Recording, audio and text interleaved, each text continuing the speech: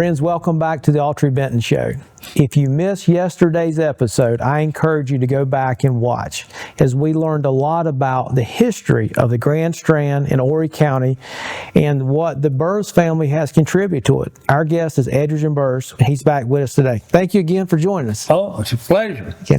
I'm going to pick it right back up where our conversation was yesterday, and y'all have added so much. There's so many points, but one I want to ask you about, I think someone in your family, a female, added to the name of Myrtle Beach. Tell me that story, how the Myrtle Beach, because it used to be called Newtown before Myrtle Beach? It was called Newtown, and they wanted to change the name, and so it was changed when a particular lady decided to name it. There was a little contest, and strangely enough, she won. Yeah. Wow. And because of the wax myrtles, correct? In Myrtle Beach, so many wax myrtles in Myrtle Beach. Yeah. So that's where we got the name Myrtle Beach, from a wax myrtle. Yeah, and strangely enough, she won the contest. I got you. And I think when we were finishing up yesterday, which if anybody's familiar with downtown Conway at all, the Jerry Cox Company and the store. Tell everybody about the Jerry Cox Company and the store. And The Jerry Cox Company was started basically because of the business side of taking care of the farm community and locals. And it was a retail store. It had men's clothing, ladies, children's shoes, sold appliances, groceries, feed, seed, fuel oil, and all. But it started early on, and it was part of the operations to provide food and all for people in the community. And it was also a credit mechanism. okay. There were a lot of farmers that Burroughs and Collins had, and other people. And the banks can't loan money for everything. Right. The retail merchants became bankers in a way. So Burroughs and Collins, Jerry Cox Company had kind of a partnership. The farmers at Burroughs and Collins would borrow money or whatever through the years in the form of groceries, clothing, fertilizer, and we did business with other people. But it was a great store, and it was a credit facility. And like during the Depression, of course, I don't remember it, but these are stories my family told me. That Right. People would raise chickens, eggs, and they would bring them to the store and get a credit for groceries, clothing, or whatever. Wow. There was an addition built on Jerry Cox. They call it the Chicken House. Is that right? But it was a big part of Conway. Right on Main Street, correct? It was on Main Street, and we had other merchants. In the old days in the South, and most places, there were a lot of Jewish merchants. There was Sidney Abrams, Howard Banner, different folks in town.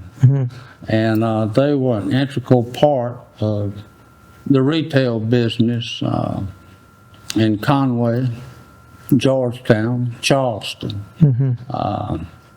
So they were an integral part of the downtown community. Wow. So Jerry Cox Company was truly a general store. You could get about anything you needed there. We sold coffins. You sold coffins. We had some coffins up in the attic. The furniture business, the Goldfinches had a furniture store. Okay. And they started selling more coffins and burying, so they became Goldfinch Funeral Home. So that's how they got in the funeral home business. Yeah, and they did a better job of selling the coffins than we did because they would Right. handle the bodies. Right. Yeah. Yeah, we used to have a couple of coffins up in the top of Jerry Cox. Where did the name Jerry Cox come from? Jerry Cox was a merchant and he was a partner.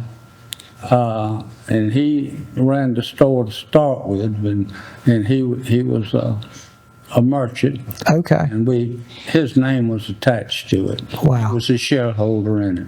Okay. Wow. And how long did Jerry Cox? I mean, I remember as a kid it being open. When did it close?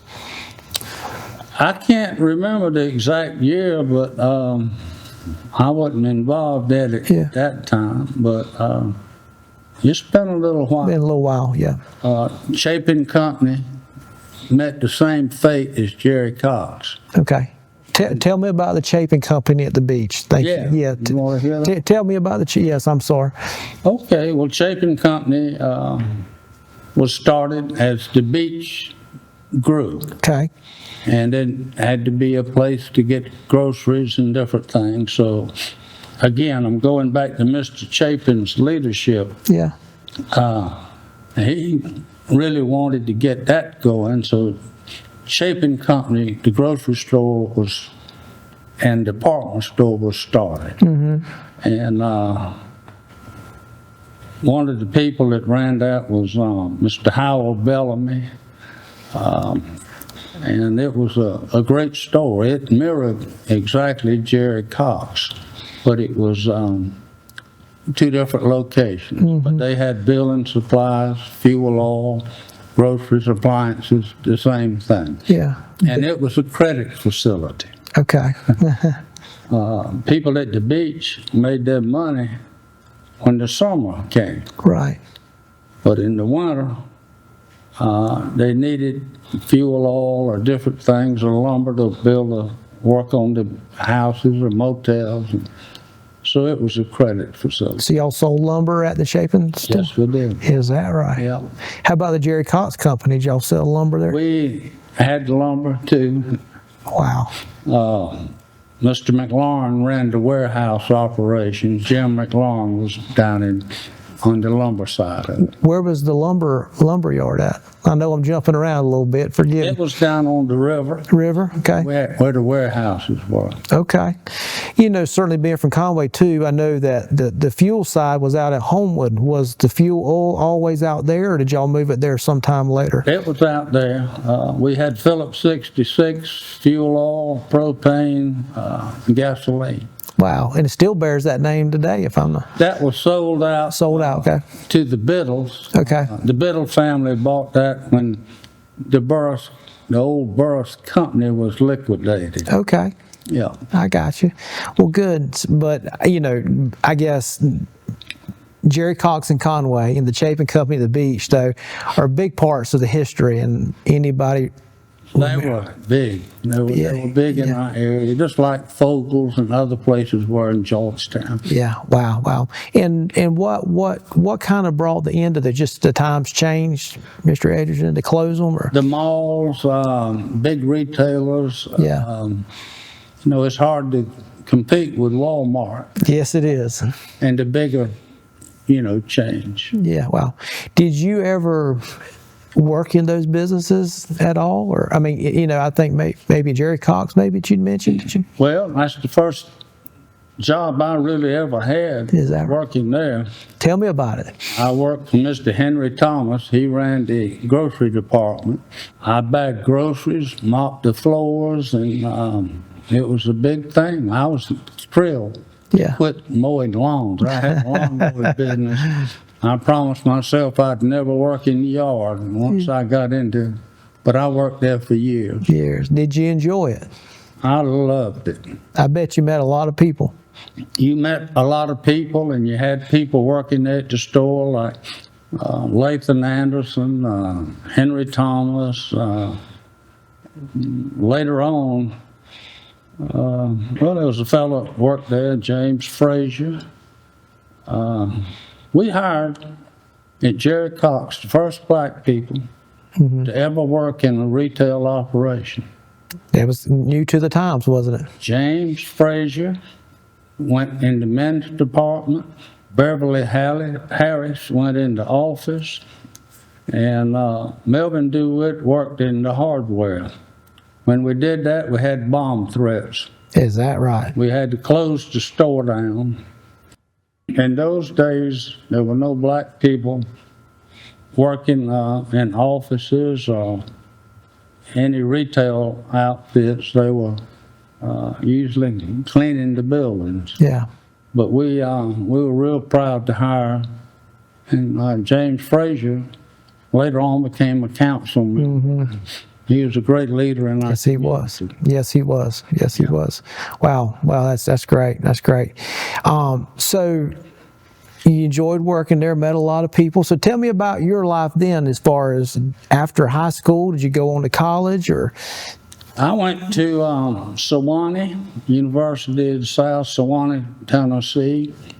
Then I went back to Columbia, USC. Gamecocks today? Gamecocks. Yes. And I was working on my master's degree there, and my father died and asked me to come home. Yeah. I'm sorry about that. Yeah. Yep. He died at 46. He died a young man, Mr. Egerton. Yep. So did you finish at Carolina, your schooling, before you had come home? No, I came right on home.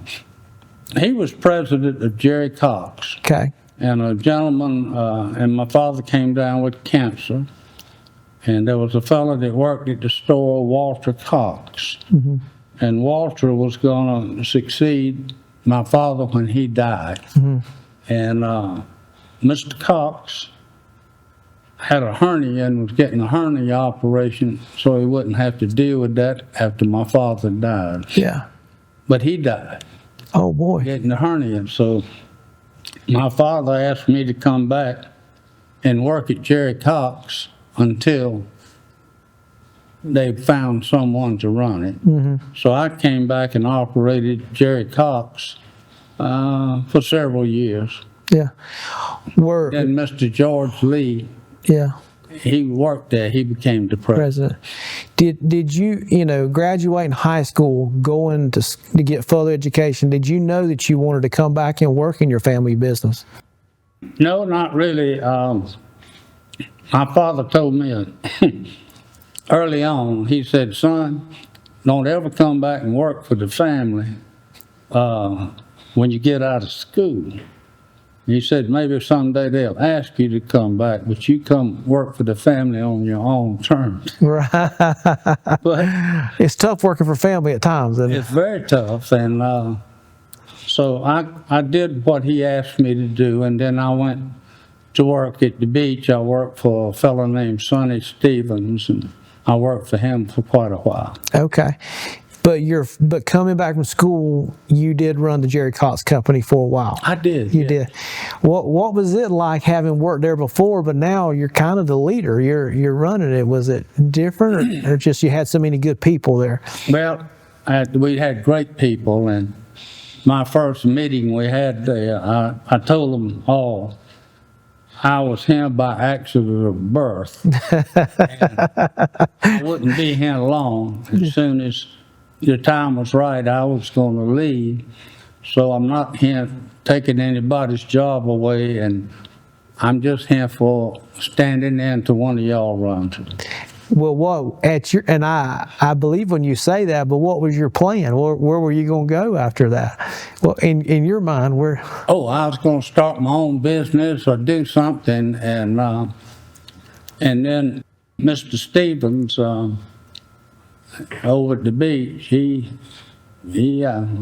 told him, I was going somewhere. I had a lot of friends at the beach. Right. And he said, well, I'd like for you to come work for me if you ever want to. And I did. Okay, so he had his own business separate from the... Oh, yeah. What were y'all doing, Mr. Edge? What did I do? Well, what were y'all doing? What kind of business was it? What did I do for Mr. Stevens? Yes. He had a beer business. He had Pabst Blue Ribbon. Okay. And wine and stuff. Okay. But he wanted to do other things, and he had a gentleman running his beer and wine business, Stony Harrelson, and I came to work for him as he did different developments. Okay. He did condominiums, motels. He operated restaurants, and Rainbow Harbor was one of his projects at the beach, and I was involved in a lot of that. I got you. Yeah. I got you. Oh, y'all've done, your family's done so much. I want to step back in time a little bit and doing some research. Your family donated the land for the state park that's in Myrtle Beach today. That's correct. It's correct. And also donated some land for a hospital. Myrtle Beach Farms did a lot of different things. They helped with the state park, which was really tied in like to where the air base is, or Okay. was, and we participated in making sure that happened.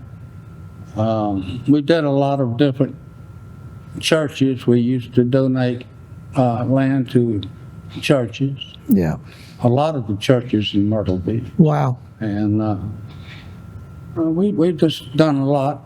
Try to give back to the community, the Yeah. hospital, Old Myrtle Beach That's- Hospital. Yeah. Where was that hospital at? It was up on around 79th Save Avenue. not that many? Okay. Good. Good. I don't think that most people, a lot of people don't know, like State Park, even doing this research, I didn't know that your family gave that land. I mean, that's big and still big to Myrtle Beach today. I mean, to preserve that kind of land. Well, my family been partners, and when I say the family, now you get into Myrtle Beach, that's the Chapin family and the Burroughs family. Right. Because they've been partners over there, and then when we merged the companies, the Chapins, that's how we came out with Burroughs and Chapin. Yeah. But the Chapin family has played a huge role. Yeah. I'll go like the old pavilion. We used to have a wooden pavilion, and it burnt down. Mm-hmm. And Mr. Chapin was a visionary, and he wanted to build something, wanted the company to build something that would withstand a fire and hurricane. And he was a driver, Mr. Chapin, in the pavilion that most of us know today. Yeah. And that was built and was there for many, many years. And Mr. Chapin, the design of that building, he gets a lot of credit for that. And I'm glad you brought up the pavilion, because I think doing my research around 1948 is when the pavilion opened as it did, and doing it. The building that I just referred To okay. Yeah. In 48 that opened up. Gotcha. But then early on, it was amusements and even bathhouses. What bathhouses? Why were they important in that day? Well, for instance, when I started working at the pavilion, Mr. Houston ran it. And my first job over there, I met him over there, and he said, "Egerton, we're glad you're here." I said, "Well, I'm glad to be here." He said, "Come on with me. I'm going to show you your first job." And he gave me a mop and a bucket and some rubber gloves. Yeah. And he said, "You're going to start off here cleaning the bathrooms out, and over here at the main building and in the park." I said, "Mr. Houston, I'm familiar with the mop and the bucket, but what are these rubber gloves for?" Yeah. He said, "You put those on to take the cigarette butts and stuff out of the urinal." Oh boy. But He gave you a rough job starting out with. I loved that man. He was the best. Yes, He was sir. the best from Myrtle Beach. But we had bathhouses over there, and we would rent bathing suits. Rent bathing suits. We had ladies, men's bathing suits, and people would come in and they'd get a locker and put the clothes in it, and we'd rent them a bathing suit. Is that right? Yeah. Now- Rosabelle Dow ran the laundry over there, and her brothers Richard and what's the other? Richards, and they worked over in the pavilion side. Yeah. Wow. So you said Mr. Houston, was he the general manager of the pavilion? He was. When we built the new building, we used to have carnivals that would come every season. And when we built the new building, again, I'm going back to Mr. Bryan. He was the operating man. He was running the whole. He ran Myrtle Beach Farms. Okay. He went out and found a carnival that he liked. They'd been there before. The carnival was owned by Mr. Harry Beach. And so he made a deal with Mr. Beach to buy the rides, the concessions. And Mr. Earl Houston came with us. He worked there. And Mr. Bryan got Mr. Earl to run the pavilion, Earl Houston. Wow.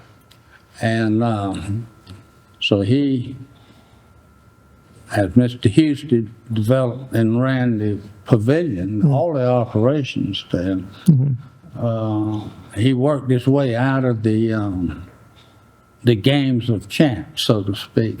We got rid of those. It was strictly a carnival atmosphere with no games. We didn't want the gambling aspect. Yeah. But the pavilion, though, at this time, I mean, it was key to Myrtle Beach, Mr. Egerton. I mean, it was so much at the heart of Myrtle Beach. I mean, it played such a big part. It was. And the old pavilion, Mr. Yo, Howard Yo, ran the amusement park, the maintenance end of it. Mr. Houston ran the whole show. And upstairs, where the dance was, dance hall, and then the Magic Attic, there used to be floor shows. And it would be very similar to Ed Sullivan or Steve Lawrence. And as television came on, it kind of killed that. Right. There was comedy up there and different things. When that played out, we went to wrestling. We had wrestling. Y'all had wrestling up there. Yeah. How was that? Was that good response to that? That was fun. In those days, you'd sell a lot of tickets. And Yeah. some of the wrestlers would, wear a mask later on. Right. You might advertise 6 teams, but there Yeah. might be just really 3. Right. But they would put on a mask, and they would get the concession people to have a thing of Pepsi-Colas, Yeah. saying round 3 of this one versus that. Right. And they would throw the drinks, but they would have that already paid for. Play for, yeah. But then they started having bands up there, Okay. and that took over. Okay. And then we had music up there, Yeah. and that was the mainstay. Yeah. Wow. In talking about the Myrtle Beach Pavilion, and I hate to bring it up, but, it was times change. Yep. The pavilion had to close. You want to talk about that time frame and the change of just that coming about?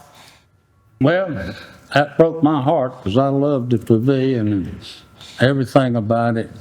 And we expanded the park and expanded it, the amusements, and it was really competitive with any amusement venue. But when the air base closed, there used to be a presence down around the pavilion of military police and city police. When the air base closed, about half of the law enforcement left downtown. And the city really seemed to focus a lot on what is Market Commons today. And the crowd started changing downtown, and the amusement side of it went down because there was a rough crowd coming, and families with small children really quit coming. Right. We never sold any alcoholic beverages at the pavilion. It was a family place, and when the families quit coming, that's when we had to close it. And you just got to make a business decision sometime. It broke our heart because our family loved it. They love that site today, and hopefully something wonderful will come there. Yeah. Well, I appreciate you saying that. You know, as we talk and we finish this segment up, you're always so gracious to give credit to other people, Mr. Egerton. I think that's real nice, and I can tell that relationships and people that you've come in contact with through the years really mean a lot to you. Just about Mr. Houston, I mean, and the different names that have worked with your company, you give them a lot of credit. Well, any company, any successful place is built on the people there, and any successful community like we have, there are multitudes of people that make it all work. Yeah, absolutely. And I think y'all key on people, take care of people, or you wouldn't have had the success that the Burroughs and Chapin companies had as it does today. Mr. Bryan, Mr. Houston, Mr. Howell Bellamy, that ran Chapin Company, George Lee, Jerry Cox, Latham Anderson, you name them, James Frazier. They made the company. They made this company, yeah. Yeah. And you know, as we finishing up here in about another minute, from the early beginnings of F.G. Burroughs selling turpentine, in a quick, you know, I know it's a long period of time, but a short period of time too. I mean, really, the Grand Strand in Horry County was changing. It really was fast, you know, so. It's changed. I used to ride my bicycle over here. Marshall McMillan and I, wasn't anybody here hardly. And yeah. The old bypass was a dirt road. Say that again. The bypass was a dirt road. Yeah, it was a dirt road. You would get run over today out there, wouldn't you, on a bicycle? Yeah, in the old days, it was just a dirt road. People go out there to make out and hide and all that. Drink a little alcohol, but all that's over now. All that's over now. You know, you know, your family, Burroughs and Chapin, but you had been the chairman of the board for a good period of time, hadn't you, Mr. Egerton? Oh, yeah, quite a while. Yeah. It's been a pleasure, and I've worked. Our main job as a chairman is to keep the board together and make sure that the board works as a team, and we all informed, and management does their job, and management's supposed to manage the company, and the board's supposed to be a board. Yeah. Well said. Well, it's hard to argue with your company's success, so y'all made good decisions. We've been blessed with great managers, presidents, the operating side, and we've been blessed with great board members. Yeah. You've been so gracious to give the Chapin family a lot of credit in these interviews. If you mind me asking, do they still have some shares in the company? Oh, yes, they do. They're substantial shareholders, and Mr. Chapin was such a kind person, and he took care of his family, but he also took care of the community. And the Chapin Foundation is something he started. It has a lot of stock in it, in the company. And that Chapin Foundation gives back to the community every day of the week. That's great. And that's typical of Mr. Chapin. Wow, that is great. That is great. Do you know some of his heirs today? Do you ever get? Do you? Yeah. Wow. Where, if you don't mind me asking, what part of the country are they? Are they just scattered around? They're scattered around. Just like our family, they scattered around. Well, that's good. That's good. Well, when the pavilion closed, that wasn't the end of business for y'all. There were some other big ventures that y'all did. Broadway at the beach. You want to talk about that? Broadway at the beach was really a big deal. Mm-hmm. It's a big deal today, but back in those days, it was a huge thing. Mm-hmm. Doug Wendell, who was president of the company, he and his management team brought to the board the idea of doing Broadway at the beach. Mm-hmm. Doug Wendell is one of the wisest, smartest, forward-looking people I've ever known. Wow. I'll just give you an aside on Doug Wendell. He managed the Grand Strand Water and Sewer Authority before he came and worked with us. Wow. And Horry County is growing like it is because of his vision with regional water and sewer and the infrastructure that was put in, when he was there. Wow. He was a visionary, and another one of his ideas was Broadway at the beach. Yeah. What did you think about it the first time that he presented the plan to you? Well, it shocked the hell out of me. I'd never seen anything Right. like this. Myrtle Beach was slugging it out with theaters. Right. The Gatlin brothers and all the crowd out at the Pottery Factory, the Medieval Times. You had the Gatlin brothers they were hot as a firecracker. Right. There. Then you had Alabama going on. And here we were with a green field. There was nothing there but dirt. Yeah. And Doug showed us different theater sites, retail, festive shopping is what he called it. Mm-hmm.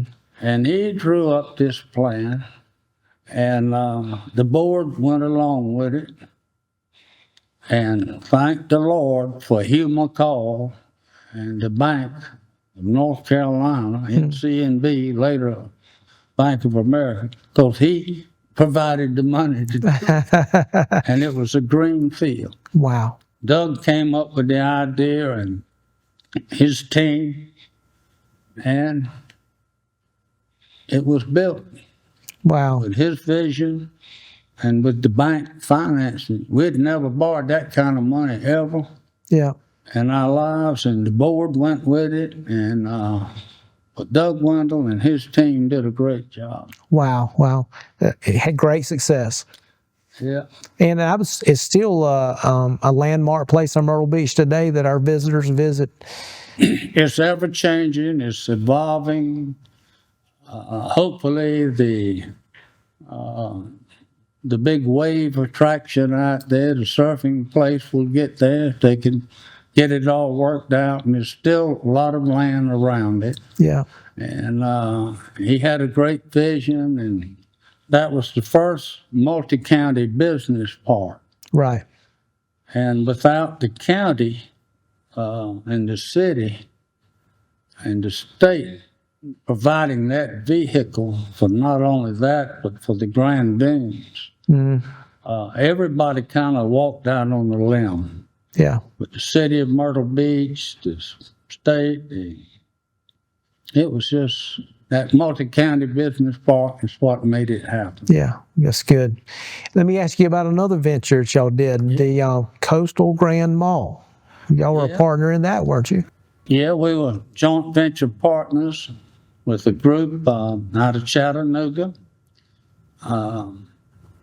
And we thought a pretty good job there. They have been the managing partners and have done a great job.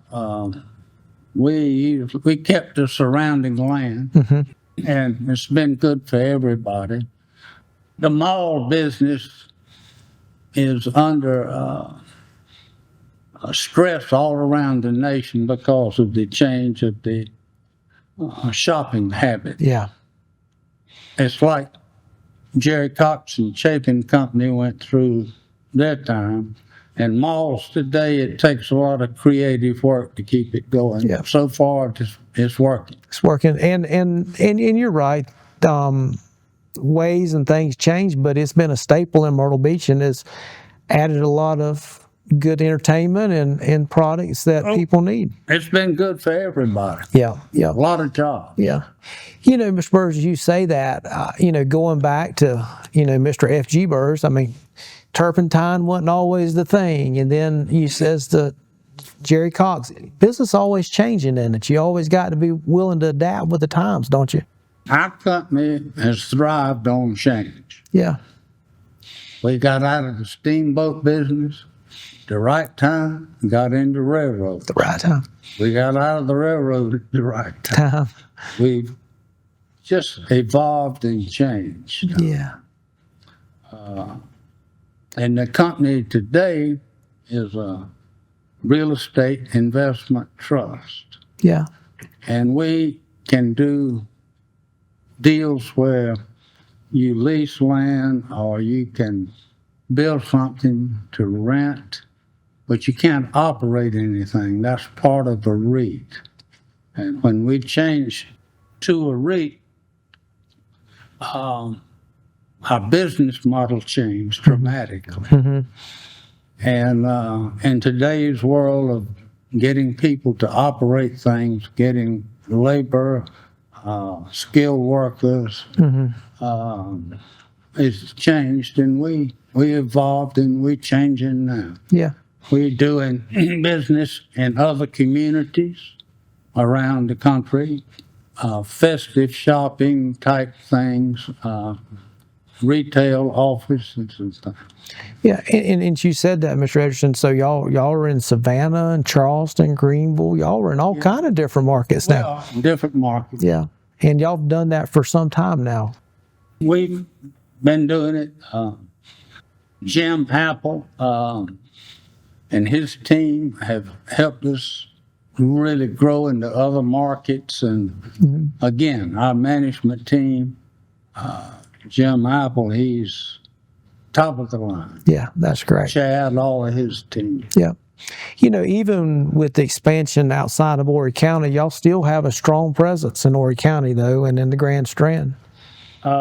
This is our home. It always will be y'all's home. Yeah, that's great. That's great. Well, what do you see for the future for the company? And, I'm going to start there and then maybe even for our area. Well, the company is going to continue on the path of diversifying its assets into different markets. We're going to focus on home, which is where most of our assets are. Right. So we're not going anywhere. We're going to be in this community, and we're proud to be here. Yeah. Mr. Egerton, do you have family members that are stepped up, the next generation of the Burroughs family that's involved in the company, if you don't mind me asking? We have a mixed board of family members and outsiders. When I say outsiders, we look for people with skill sets to help the shareholders produce the best board to grow the company. Right. Well, good. Good. If you got a good board, you have different skill sets that everybody can change their minds and argue and fuss and point and come to something. Right. You don't want everybody being the same. Yeah. Well, you've been around Horry County yourself a long time. What do you see for Horry County in the Grand Strand? Are you optimistic for our future? You want to hear another good story? I sure do. When I was active as chairman, I could tell when the civic clubs ran out of speakers. They'd always call me and say, would you come use us in the fall of the year or something towards the end, and they'd have a lot of speakers. And I said, well, what we're talking about? They said, oh, just about Myrtle Beach and people that were curious about it in the company.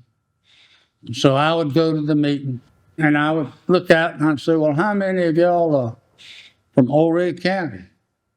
They'd raise their hands. How many are you from out of town? Most of the audience was not locals anymore. Right.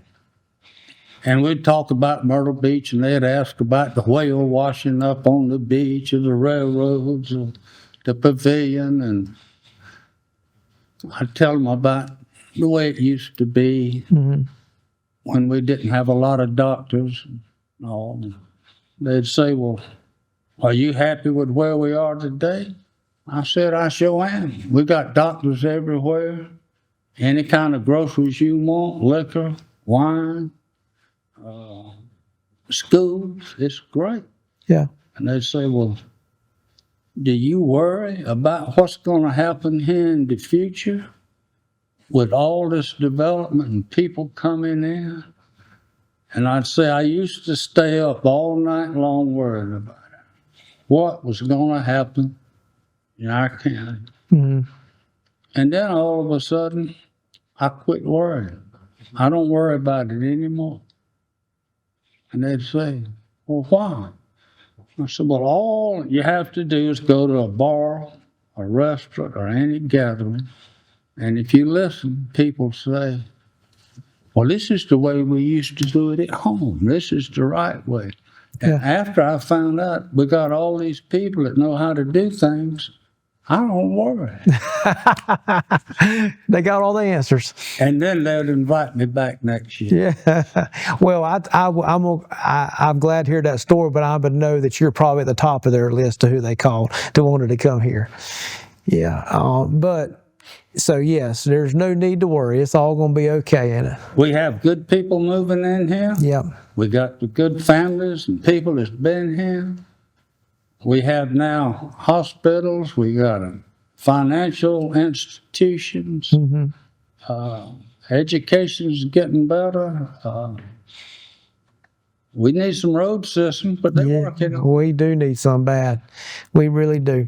You know, and before we got talking, before the show started or whatever, too, you were sharing some things that you enjoy. You know, I was asking you some of your favorite places that you visited, and you were telling me a story about just how you admire the beauty that God made in the earth. Tell me a little bit about that, you know, when you go places.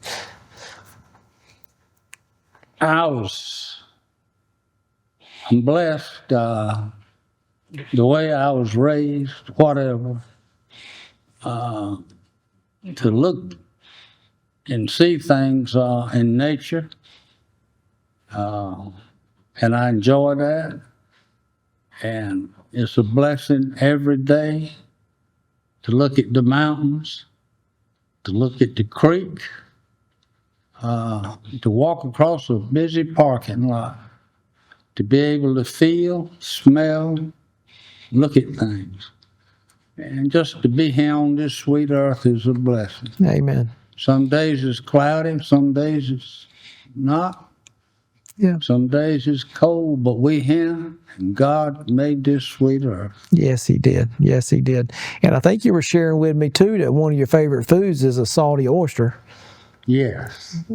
Salty oysters from Merle's Inlet. Yeah. And good old fried fatback. You can't beat it. You can't beat it. What is some advice that you would give to young people today starting out? Some life advice. Well, I was blessed to grow up in an environment where you worked. And when you go out there and work in a grocery store, bagging groceries, or cleaning toilets out in the pavilion, or selling ride tickets, you get around people and you learn from people, and you learn how to get along. For young people, the younger you can get out there and work, and I mean work in retail, whatever, dig a ditch, it doesn't make any difference. But interact with people and work. I'm not saying anything wrong with playing soccer or going on trips around the world, but it has never hurt anybody to get out there and work. and make a dollar. Yeah. Work is a blessing, isn't it? It's a blessing, and it teaches you how to get along with people. Yeah. Yeah. And it's just a good tool. Yeah. Yeah. Yeah. All right. Let me ask you this: What is some business advice? You've been in business your whole life. What's some good business advice you give a business person getting started out there? Number one is to work hard, choose your partners properly, because you can't do everything yourself. And you get the best people that you can get hold of and you take care of. You're not going to succeed unless you have a team around you. And you got to take care of those people that are with you. That's good advice. That's good advice. You know, and as we talk, you really value people. You really do. I've got one lady that's been working with me for 46 years, Cheryl Wingard. I'm as loyal to her as she is to me, and she is the backbone of anything I do. And I have other people that's been with me, and this is my personal stuff, for years. And you value the people with you, and they become family. And you trust them with your life, and they trust you. That sure is good advice. Sure is good advice. So how do you spend your time now? What do you enjoy doing? Well, I like to paint a little bit. I'm working with acrylic paints. I like to go to the mountains and walk and look at the leaves fall, and I love the mountains, and that's a big part of my life. That's good. And you were telling me you got a trip planned. You know, you're an adventurous. You like to visit different places as well. I love to go. We're going down the Mississippi River. Going back to Memphis, one of my favorite places. I've been there many times. I always go to the Lorraine Hotel. I see where Martin Luther was killed. I go to the Civil Rights Museum. I go to Elvis's house. I don't know how many times I've been to Graceland, but I can't wait to get back. And Peabody Motel, see the ducks, and go eat barbecue. That's great. That's great. That's great. Wow, lots to do in this earth and life, isn't there? You got to suck every bit of life out of every second of the day. Yeah, I think you do a good job of that. You got one breath at a time. Yeah, that's all you got. And when the man wants you, you go it. Yeah, you got to be ready. Got to be ready for sure. Wow. Well, I tell you what, you got so much wisdom to give. You know, do you ever go to Conway anymore? I love Conway. Yeah. I love it to death. The mayor, Barbara, and the city council, Adam Emmerich, they have done a wonderful job. Yeah. I see it coming back to life. I was there in its prime. When we had the old merchants, Howard Banner and Belks was downtown. Every Saturday was filled, and I saw it at its peak. I saw it go downhill, and I see it coming back to life. Yeah. Have you seen some of the same trends in Myrtle Beach? I mean, and there's been a lot of talk about downtown Myrtle Beach. Do you believe it can make a... I hope it continues to be rebuilt. The road system, police presence, if it continues to get some help, it'll come back. Yeah. There's a lot of going on. The pavilion site, we are exploring, the company is, I'm no longer an active person, but a major amphitheater.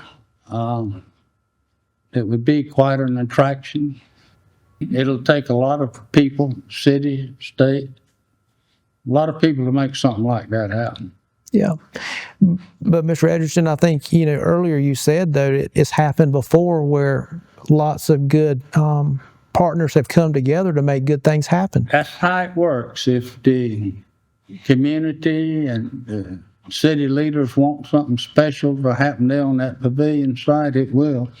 It's very dear to the company. We want something wonderful there.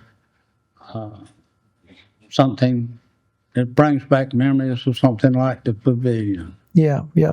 And I'm with you. I'm a glass half full guy, not half empty. I believe Myrtle Beach's best days are ahead. I really believe that. I've been so tickled with the older buildings being changed out. I think the city has stepped up and enforced the codes, and it's stirring investment in downtown, and it's all of Myrtle Beach. It's not just there. Yeah. That's a part of it that really got hurt, Yeah. and it needs to come back along with every other part of the town. Yeah, I agree. We got one thing in our favor. We got that big, beautiful blue ocean drawing people there. That ocean is what made it all work. 'Cause Yeah. once the turpentine got gone, you got the ocean. That's It right. won't grow nothing. And people come down here to see it, and we just got to keep it attractive and family orientated like it's always been. Yeah. We about let our time pass, but you tell a story that, you passed down. But one of the greatest first attractions of Myrtle Beach was tell me about the whale story way back when. Oh, a whale washed up, a great big one. And the word got around. I mean, there wasn't equipment to get the whale off, but the word spread, and there wasn't television and all that stuff, but it went by mouth. And people were coming by train and all around to see the whale on the beach. And it just got people coming over here. People would come over here to get away from the heat. Mm-hmm. No air conditioning, and Get an afternoon breeze. get a little breeze, and it got pretty hot. Yeah.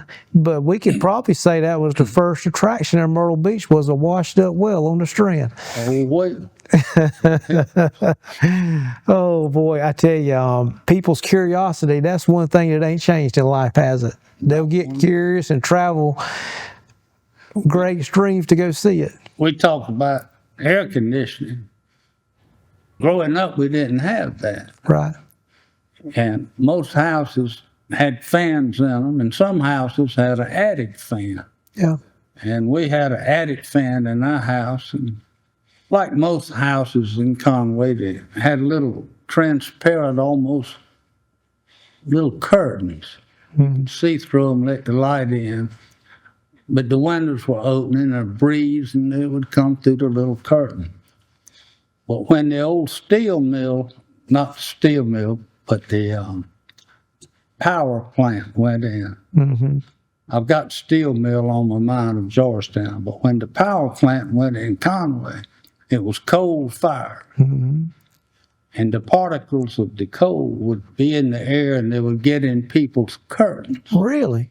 So that helped spur getting air conditioning. Wow. And just like TV and Hershey drugstore, the first air conditioning I ever knew about was at Hershey's drugstore. Wow. Wow. Yes. Wow, times have changed. Yeah. Well, Mr. Edward, I have really enjoyed this time, and I want to thank you for sitting down and talking to us. Well, I've enjoyed it so much, and history of Old Reed County is important. It is. We got to keep it alive. And I think you said early on, your company has done so well because it's embraced change. Change is a part of life. It's part of life. We're going to end with that optimism. Thank you for this time. Thank you. Yeah. Friends, we've learned a lot. Thank you for spending this time with us. Our history is important. Keep up with it. Join us again next time.